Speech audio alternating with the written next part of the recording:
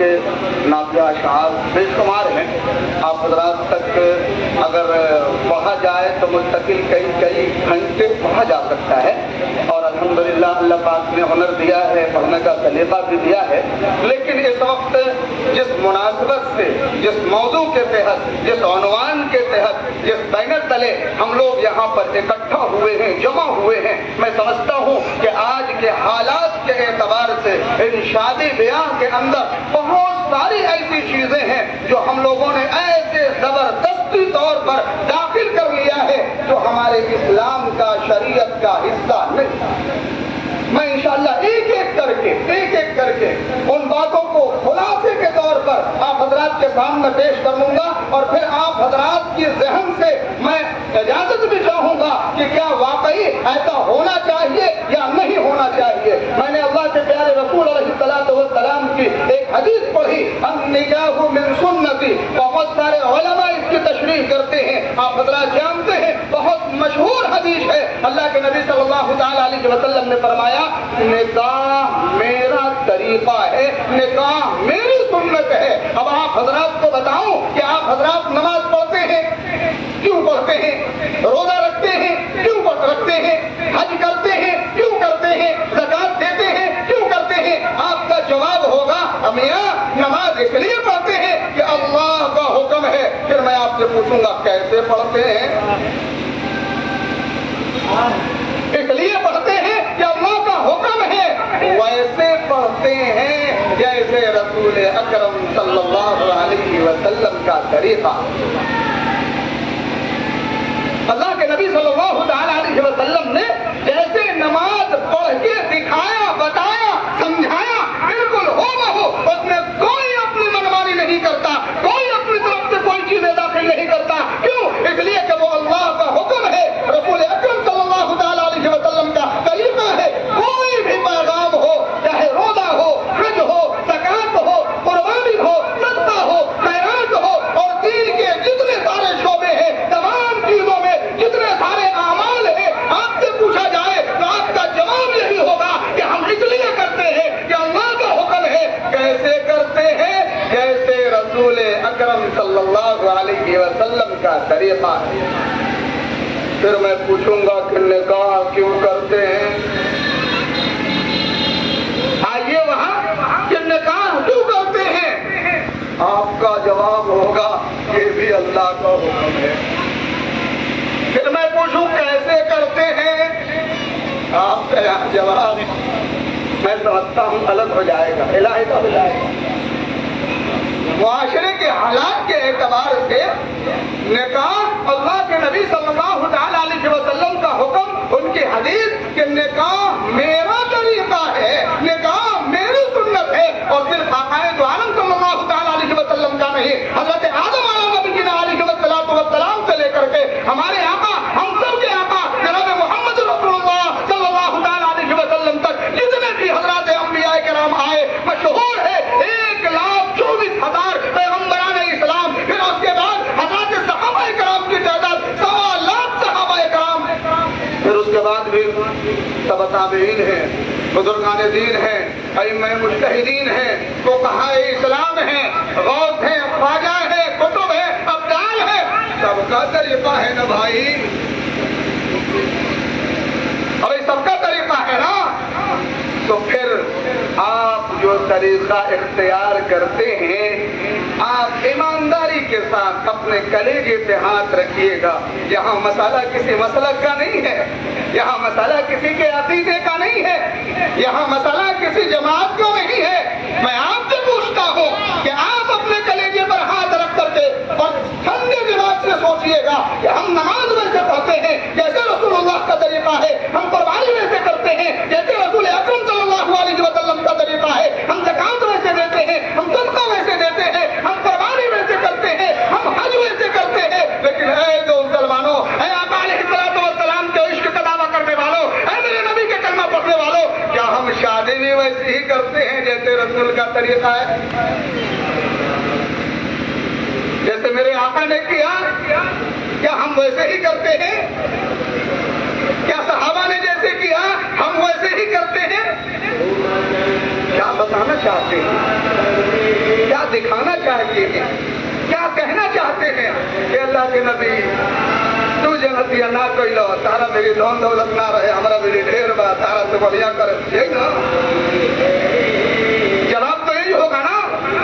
جب آپ اپنی منمانی کریں گے فضول خرچیاں کریں گے آقا علیہ السلام اگر چاہتے خود اپنا 11 نکاح کیا حضرات صحابہ کرام کا کیا اپنی بیٹیوں کا کیا اللہ کے نبی صلی اللہ تعالی علیہ وسلم صرف اشارہ کر دیتے اللہ ایسا محل بناتا ایسا شادی محل بک کرتا ایسا فنکشن ہال تیار کرتا کہ جب نبی بھی دیکھ کر کے ترستا لیکن میرے آقا علیہ السلام نے دوستوں اور بزرگوں ذرا پڑھو تو کہ میرے آقا نے نکاح کیسے کیا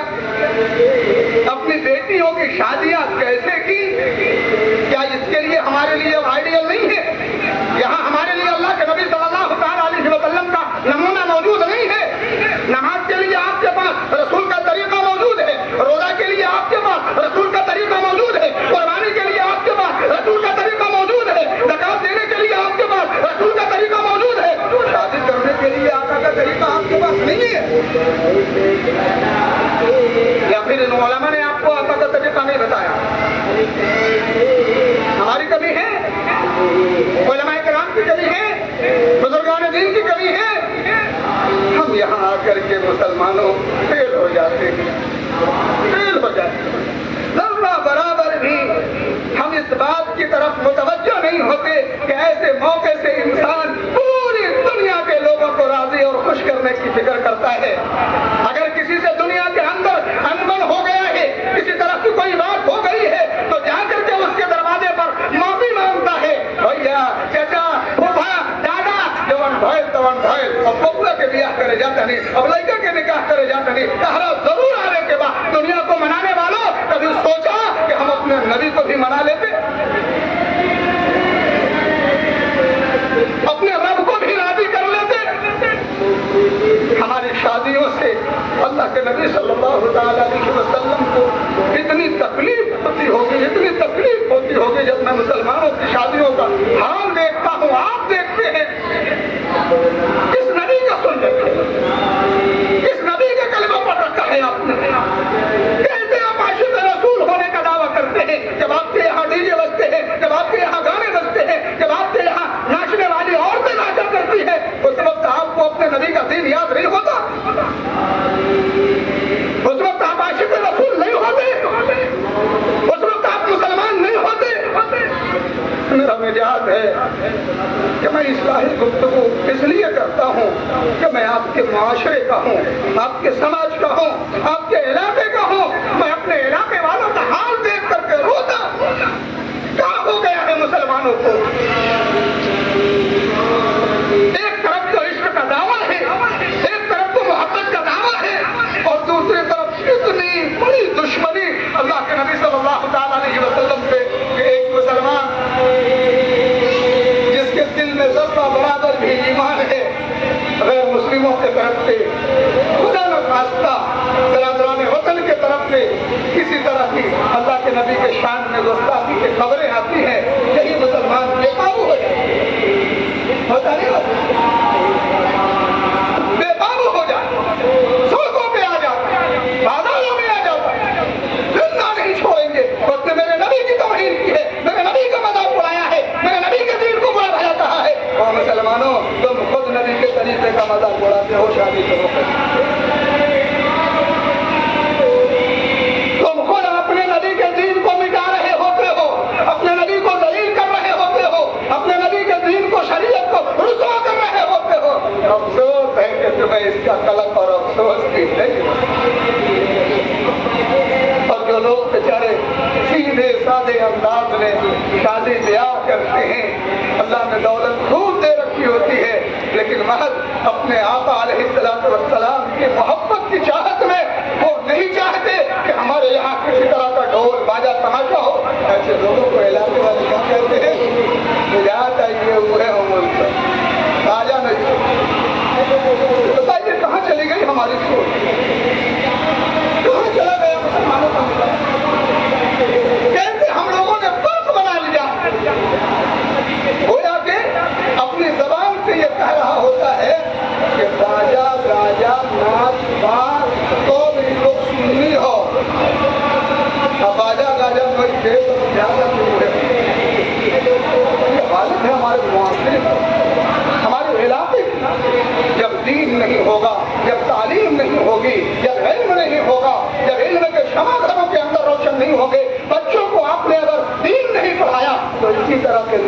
सामने आएंगे और मामूली मामूली सी बातों पर लोग लड़ेंगे। किसी शादी और ब्याह के मौके से निकाह का जब मौका आता है, मैं निकाह के अंदर जो खराबियां हैं, जो होना नहीं चाहिए, मैं उसको उजागर कर रहा हूँ, ताकि आप अपने अपने मोहल्ले में, अपने इलाके में, अपने गांव में, अपने बस्ती में, कम से कम दूसरे को नहीं तो अपने घराने में इस बात को समझा लीजिएगा, बता दीजिएगा कि हाँ, मौलाना ने एक बात कही है। आलिम साहब, कारी साहब, हाफिज साहब, मुफ्ती साहब, हमें बताइए, निकाह के लिए ईमान शर्त है। तवज्जो के साथ सुनिएगा, इधर उधर की बात नहीं करूंगा, बिल्कुल निकाह के उन्माद से, निकाह के मौके पर जो बहुत सारी खराबियां हैं, मैं उसको उजागर करने की कोशिश कर रहा हूँ। निकाह के लिए ईमान शर्त है, बगैर ईमान के निकाह मुनाफिद ही नहीं हो। अल्लाह के नबी सल्लल्लाहु अलैहि वसल्लम की एक हदीस है कि एक जमाना आएगा कि लोग अपनी बीवियों से ज़िना करेंगे। अल्लाह अपनी बीवी से ज़िना, कहा क्यों? कहा कि कभी कभी नागहानी तौर पर इसको खबर नहीं होगी और ये कुछ ऐसा जुमला बोलेगा जिसके वजह से इसके ईमान इसके सीने से रुखसत हो जाएंगे, और जो ही ईमान रुखसत होगा इसके निकाह फसद हो जाएंगे, टूट जाएंगे, खत्म हो जाएंगे, और फिर ये बीवी के साथ रहेगा। तो निकाह के लिए ईमान का होना शर्त है। बहुत अच्छी बात है, बिल्कुल हकीकत है, मैं इसकी तारीफ करता हूँ। इसी को बुनियाद बनाकर दूल्हा मियाँ को कलिमा पढ़ाने के लिए अवाम में एक बड़ा इंतशार है।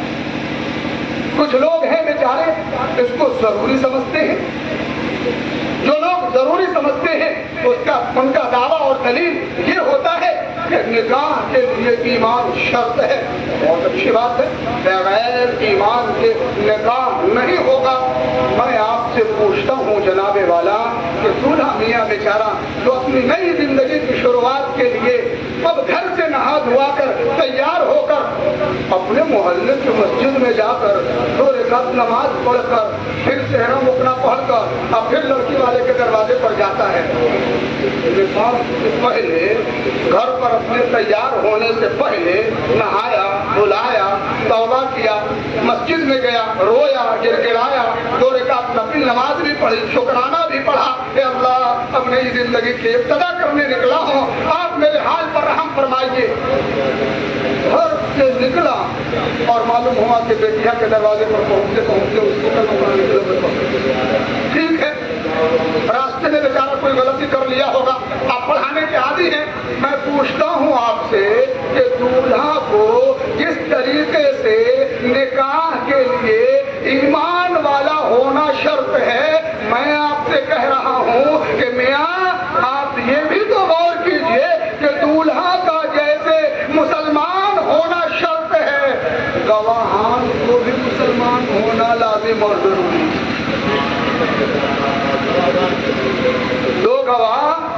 वो भी तो जो गलती दूल्हा से हो सकती है गवाहान से नहीं हो सकती है।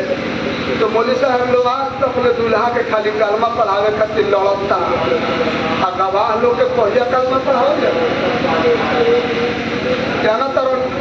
ये लोग भी गवाह होखेला, गांव के मोहल्ला के दबंग होखेला, अब इकरा के अगर कलमा पढ़ावे के शुरू करे तो पहिया मौलवी साहब आज तक हम तारा के काफी नजर आवत निकला। इसलिए बेचारे जो है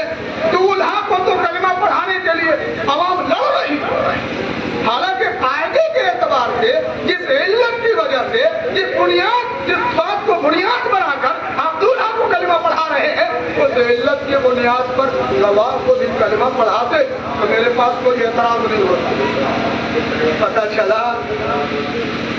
कि निकाह के वक्त कलिमा पढ़ाना ये निकाह का हिस्सा नहीं है। हाँ, तजदीद ईमान करते रहना है, बार बार अपने ईमान की तजदीद करते रहनी है। तो हर इंसान को चाहिए, हर मुसलमान को चाहिए कि भाई सुबह से लेकर के शाम तक के जब आप पूरा वक्त गुजार कर अपने बिस्तर पर जाएं तो फिर पूरे दिन का मुहासबा करें। आज हमसे कोई गलती तो नहीं हुई, आज हमसे कोई कोताही तो नहीं हुई, आज हमसे अल्लाह के नबी की कोई नाफरमानी तो नहीं हुई, हमने दीन का, इस्लाम का, शरीयत का कोई रुकन तो नहीं छोड़ा या किसी चीज का हमने इनकार محاسبہ کریں، محاسبہ کرنے کے بعد استغفار کریں اور پھر تجدید ایمان کریں، کلمہ پڑھیں، پھر سوئیں. یہ طریقہ بتایا جاتا ہے نا. طریقہ تو یہی ہے نا. آپ کرتے نہیں اور غلط چیزوں کو رواج بنا کر کے معاشرے میں عام کرتے ہیں. جو لوگ بیچارے اس کو ضروری نہیں سمجھتے وہ